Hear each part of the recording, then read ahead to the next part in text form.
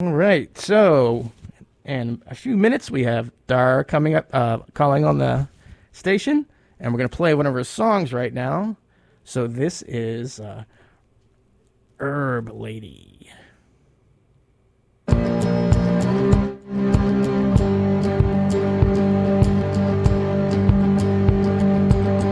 Went to the herb lady, told her I had some pain.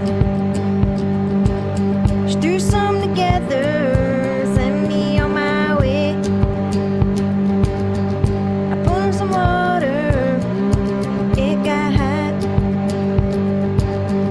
I put in a little, I didn't put in a lot. My head started spinning, I started to feel nice. I knew at that moment, the herb lady from the mountain, she done did me right.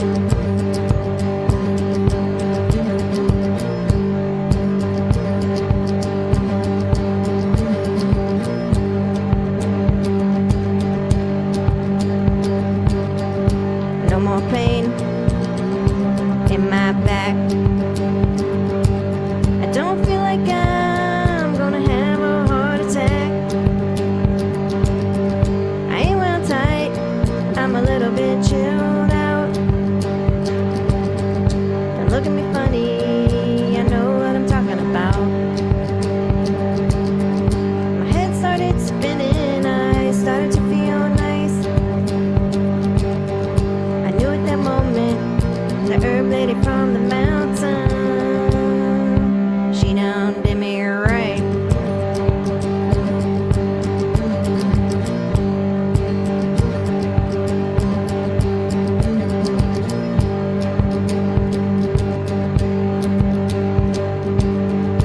Ran out of my specialty. Went back to see the little old herb lady. In through the front, straight to the back. Through the beaded curtain, that is where she's at. My head started spinning, I started to feel nice. I knew at that moment, herb lady from the mountain, she done did me right.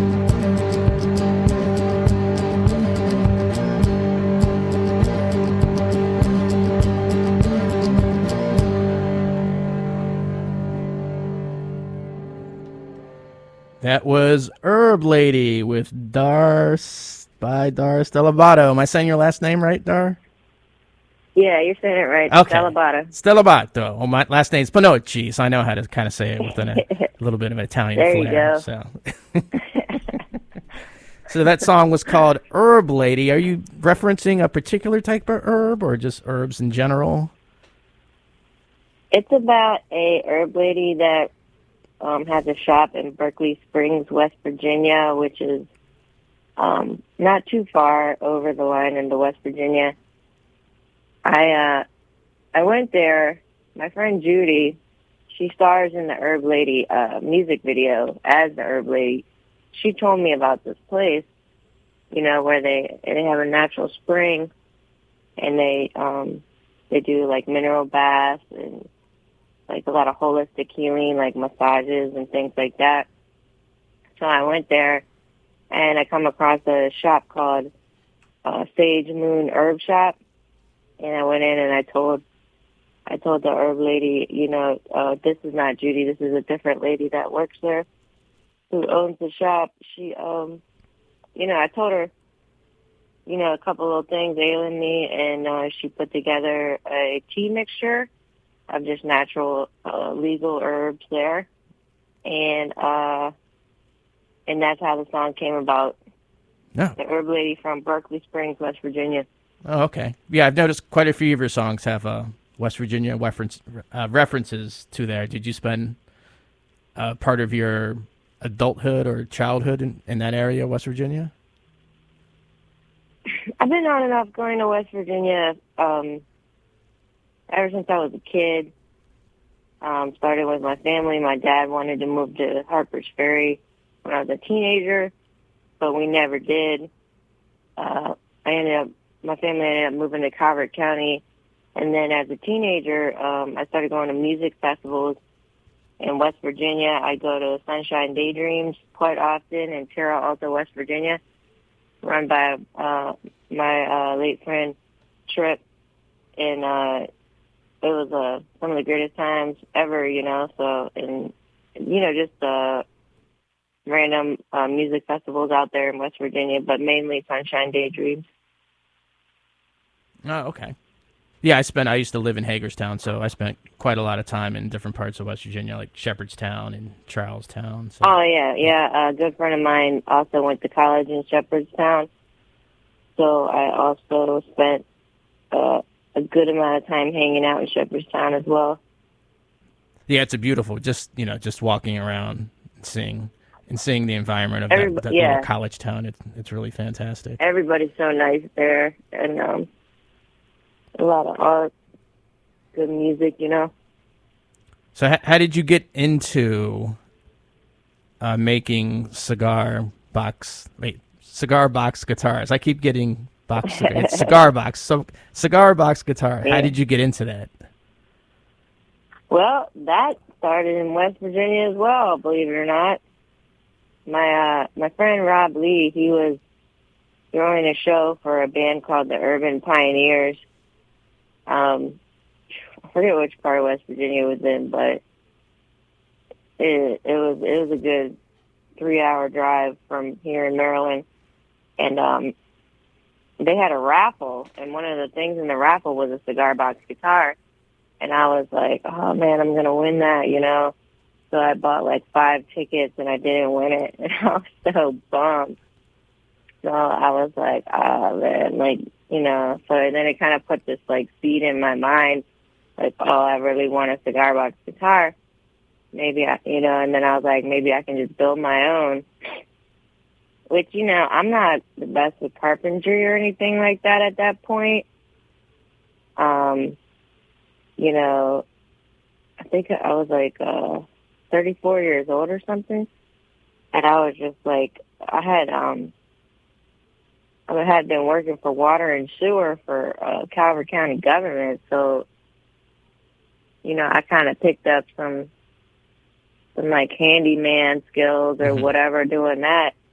And one day I had some time off. I went back to school, to college or whatever, and it was in January in 2017, and I had some time off.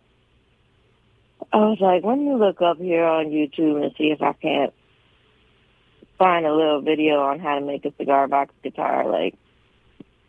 Not thinking anything of it, that it was even going to work or anything like that, but I looked it up, and and I found a video by who became a friend of mine, a man named Glenn Watt, who worked for a company up in New Hampshire called CB Giddy Crafter Supply, which is a cigar box guitar parts company. That's where I buy all my parts from.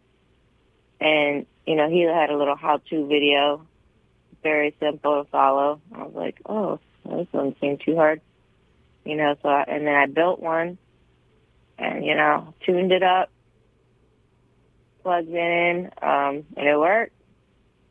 I was like, wow, couldn't even believe it. It was like, if you're never taught any carpentry skills, as a woman, when in high school, you could go to Vo-Tech, right? The boys went to carpentry class and plumbing, and the females went to nursing and home ec classes other and stuff. Yeah, home ec stuff like that, home ec or whatever. And so I didn't know much about. I don't know. I would one thing I would like to know more about is fixing cars, working on motors, carpentry, stuff like that. But because I'm a woman, I was never pre-taught those skills as a younger person. So it's I'm here in my mid-30s, discovering this talent I have for carpentry that I just never even guess in a million years I'd be building guitars and stuff like that, But that's the good thing about YouTube is you can learn pretty much how to do many things that you couldn't before technology. Oh yeah, I had an issue with my brake light, and I went on YouTube. And 20 years ago, 25 years ago, I probably would have had no idea how to even start the process. And someone breaks it down, relatively Right. relatively simple. You're like, oh, it's not like you said, because some people think making a guitar, because most people go to wherever and buy a guitar for a couple $100, and it's this mystery of like, how do the strings go over the neck, and how do you get the tension and like the locking nuts? But it's when you break it down to its most simplest form, it's just strings over tension, and tune it up and start rolling. That's basically what it is. Yeah, I actually made a how-to make a cigar box guitar video and it's on YouTube as well, because I thought that because I felt like I could help people by understanding it. I put in like the process from A to Z, which is pretty much building the guitar and then installing a simple pickup to make it electric. Mm-hmm. And that video has about 44,000 views on it. Nice. And which is very surprising, because I made it. I didn't really think that people were going to watch it like that, but a lot of people. It seems to help a lot, because I made diagrams, and I worded it in ways that all people could understand. I tried to explain it in the simplest way possible, which is what Glenn Watt does in his video as well. I just kind of added, putting in the pickup and marking all the frets on the fretboard and stuff. And I also took some of my music from the first album I did called One Woman Jam. I put that into the video. So by me placing my music in a video, I make money from licensing, like royalties from that, because people, when they watch it, my music plays, so YouTube has to pay me, like a little bit of money for that. You know what I mean? Mm-hmm. Oh, that's great. So that's your mark. one way. That's one way as an independent artist that you can make money off your music, is licensing. Mm-hmm. So yeah, I had the pleasure of playing one of your guitars yesterday, and I was just amazed how well it sounded, especially the high. So it's 3 strings, so it's D, G, D, correct? Yes. I was amazed at how great the high D sounded with a slide. It just sounded so crisp and so amazing, and pretty much cuts through everything. Yeah. The pickup that I use for my guitars is by my friend Marty Tauber out of Maine. They're called Wicked Bucker pickups, and he hand winds them. And they really get a good tone, and they resonate a sound that would be more like a vintage 70s rock sound. That's why I use his pickup. Mm-hmm. Real thick and heavy. Yes, and what's the inside of this guitar? How much wiring? Is it a rather simple wiring process, or is it a lot more wires than you would expect? No, it's pretty simple. I do the soldering, and I solder the pickup to the volume pot, and then the volume pot to the pickup jack. It's pretty simple process. I'm trying to make another how to make a cigar box guitar video, and actually use that pickup and call it How to Make a Cigar Box Guitar 2.0, because I will show people how I make that specific model that I use today to perform with Marty Tauber's pickup. Because to me, that's you can stick that into like a full stack, and have it blow people's minds away. You know what I'm saying? Yeah, I'm really impressed how it sounds with the sustain it has with the distortion. Sounds like you're playing like a Gibson SG or something. If you just tuned into like the last few seconds of hearing distortion and feedback from a cigar box of guitar, you would think it was a Gibson SG or something. Just that beefy level of sustain that seems like it can sustain forever. It's like no other sound. It really is. And so that tuning, so the three strings. Do you play? Is it possible to play chords, or are you just more or less playing single notes and maybe using the low D as like a bass drone or something like that? I do that with some songs. I think the next song you're about to play, I do kind of drone it. I use it as kind of like a dulcimer kind of feel to it, but with heavy distortion. But the thing about it for me is, my roots are in punk rock, and so bar chords are where it's at for me. So, I just take that slide and I just bar it across all three strings, and then, just go to town like that and just up and down the neck, like I'm hitting like A, B, C, D, E, F, G, like just bar chording it. And basically with cigar box guitars, with ones that I make, they're built to play with a slide. You have a glass slide on your finger, and you bar it across all three strings and just kind of move it up and down the neck, and that's when you get the different chords. And they're like, if it's, and they're bar chords. Oh, okay. In a sense. They're bar chords in a sense. You just, all three strings across like D, G, A, E, Right. Oh, I see. You're right. You're basically playing a bar chord regardless of where you are on the fretboard because of the tuning. But then you can also do solos, which in that open tuning, you can still get a G. Like, it's like playing a G when you hit it open. If you have nothing, no slide down on the fretboard at all, that's an open G.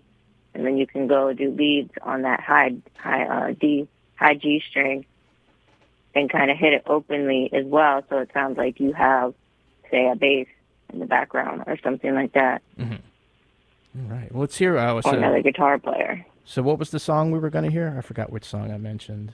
I think it was Lo-Fi Rejection. Oh, I don't have that one on here. I'm not sure. I think I think you downloaded. Oh yeah. Lo-Fi Rejection. Let's see. I got Way Down South, Stripper from West Virginia, Oh Well, and Marry Me a Rich Guy. Everybody, yeah, all good ones. I kind of want to hear Stripper from West Virginia because I kind of want to play it and hear the backstory to that. All right, that's fine with me.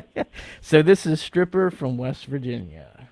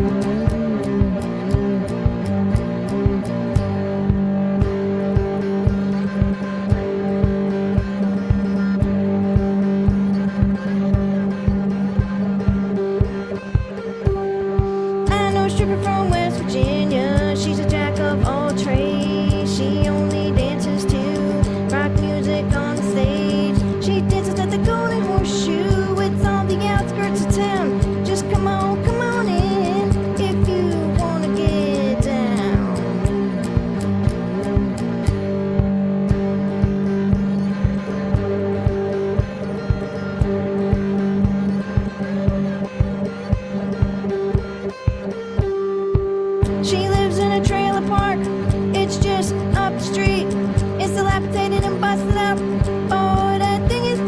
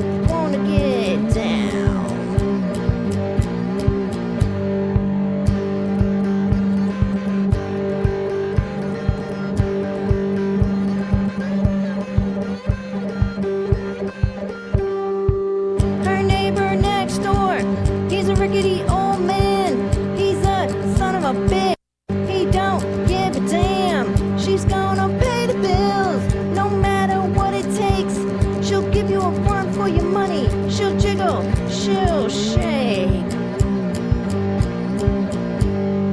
I know a stripper from West Virginia. She's a jack of all trades. She only dances to rock music on the stage.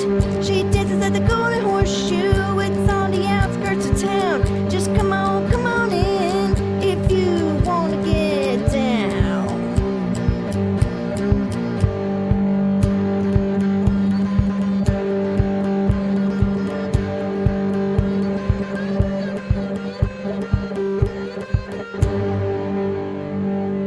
You're listening to the Thought Bowl, and we're here with Dar Stellabotta, and that was "Stripper" from West Virginia. Got to hear the backstory to this song.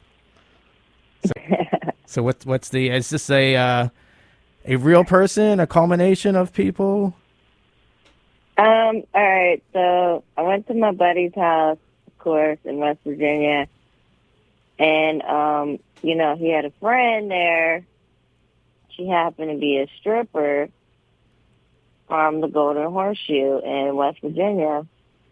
And, we met and we talked, and it just, the song originated from the conversation that we had. Now, she is a stripper from West Virginia, and she does work at the Golden Horseshoe. But most of the song is just, kind of just made up about how I thought her life is or could be, and she's heard the song and she loves the song, and she actually had an idea of me filming the music video inside the strip club, and having her dance in it as well. But yeah, it's a combination. It inspired from a conversation we had, and it just kind of developed from there. And like when you had that initial conversation with her, in your mind, were you like, "This is going to make a great song," or did that kind of come like days or weeks or even months later? It was just like one of them conversations where you don't think about like any kind of musically related stuff. Mm-hmm. You're just like, wow, this is an interesting conversation. You know what I'm saying? You're like, I don't have conversations like this every day. Was it one? I mean, I get this a lot where, like you said, you have that conversation, you put it in your memory bank, and you're just messing around with something instrumental, and it kind of clicks. You'd be like, oh, this is the perfect groove for making that conversation. Did you already have this groove and you kind of did that? Or did you just sit down and have maybe like the chorus? I'm pretty sure I just sat down and just started playing, and it just comes out. Mm-hmm. It just like a lot of the times when I write songs, I'll be listening to other songs and I'll use that beat, while I'm listening to my other music. I'll use that beat and just kind of like write words down, and then I'll have the words, and then I'll just sit down with my guitar and just start just playing around and seeing and it just comes out, and it just happens. You just start putting together the notes and the chords, and then boom, you got Stripper from West Virginia. Did you ever make that video?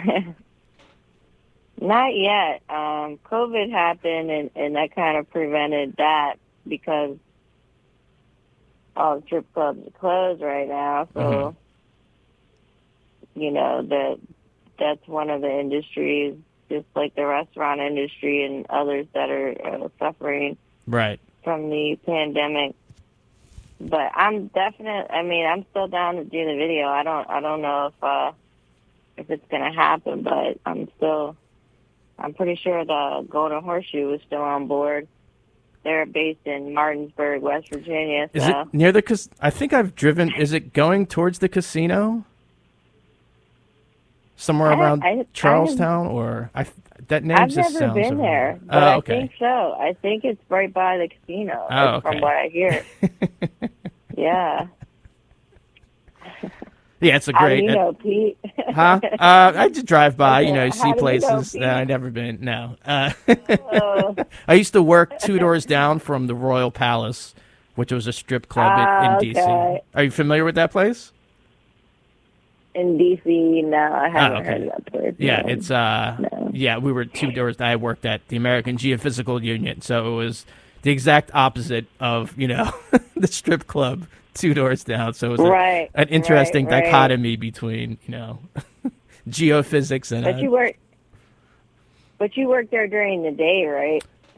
they had, so from what I was told, talking to some of the people working there, in the daytime, I forget. Oh yeah, you get paid as a dancer because you're not making a whole lot of money.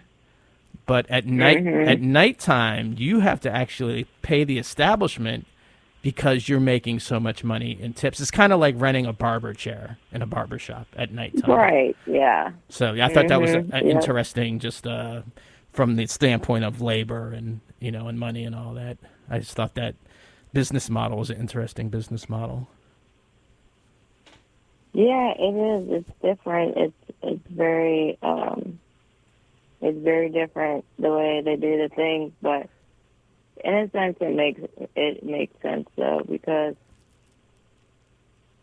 yeah, but you would think they would make all their money off drinks and like food or if they serve food or whatever, Hmm. but I guess I guess it's not enough. I don't know. Yeah, now I with don't like know. people don't have, I mean, people don't carry cash, so are people using Venmo I and know, Cash right? App now How does to? that work? How does that work nowadays? You get on, you go on the stage and you got a sign with Yeah, all your Venmo, exactly. Cash Yep. App, and PayPal. That's not cool if that's the way it goes. But Yeah. Well, you probably would um, get more money because I think someone is more likely to, probably give a little bit more money if they're transferring it from Venmo or, the Cash App maybe. I know, like I get people that hit me up and they're like, "Oh, so you worked at the Golden Horseshoe?" And I'm like, that's not me. Like, did you listen to the song? Like, that is not. I'm not talking about myself. I'm talking about someone else. Right. And they're like, "Oh, you still work there?" Like, what? And I'm like, no. I'm like, it's not about me. Yeah, I can kind of see I have one guy. maybe like if you don't pay attention to every single line, you might think, "Oh, she's Yeah, talking about herself." But herself. if you listen to every single Yeah. line, you could tell you're talking about someone else, Mm-hmm. and this is like an outside viewpoint of this person. But like I said, if you just listened and caught like maybe 8 lines, you'd be like, "Oh, she's the stripper from West Yeah, Virginia." right. Like, so how are your stripping days? I'm like, Yeah, you know what I mean? Like, what are you talking about? But yeah, I just thought that was funny. That's a great song. Everybody loves it. Definitely a crowd pleaser. And also Marry a Rich Dude. A lot of people seem to like that one. and they think that kind of sounds like you. Is that more of your point of view, or is that just like kind of being sarcastic and?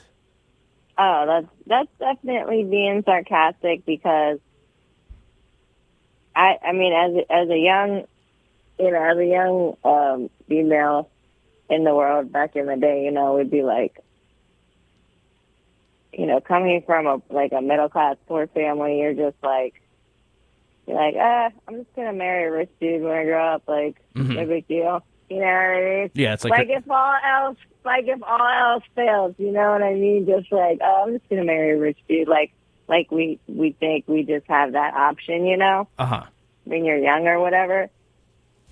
Yeah, which for a lot of people, I guess they could have that option, I guess, but I believe in true love and finding that natural connection between people. It's just a joke song. It's just for fun or whatever. But I definitely am a believer of love. You know what I'm saying? Yeah. All right. So yeah, let's hear But that. I just Let's hear that song real quick. So this is "Marry a Rich Guy." Is that the title? "Marry a Rich Guy." marry a rich dude. Marry a rich dude. All right. Yeah.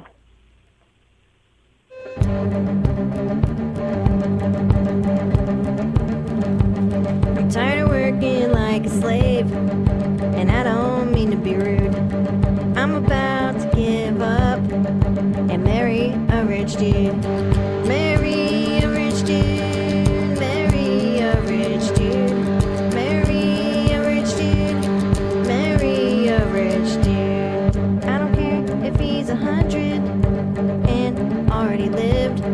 That means he ain't trying to have no kids. Marry a rich dude. Marry a rich dude. Marry a rich dude. Marry a rich dude. Try my luck with love. It didn't work at all. So if you got $1,000,000, just give me a call. Marry a rich dude. Marry a rich dude. Marry a rich dude. Marry a rich dude. I just wanna sleep all day, drink some cold water in the shade. And if he says I only marry for money, I say you're damn right, honey. Marry a rich dude. Marry a rich dude. Marry a rich dude. Marry a rich dude. 443-994-4251. If you got $1,000,000, call me up, we'll have some fun.